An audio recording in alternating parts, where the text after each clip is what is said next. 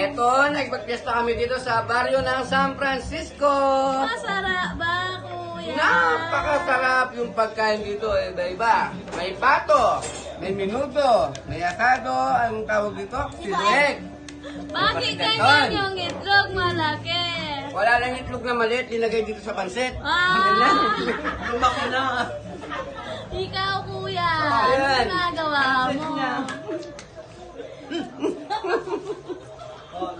Baka naman.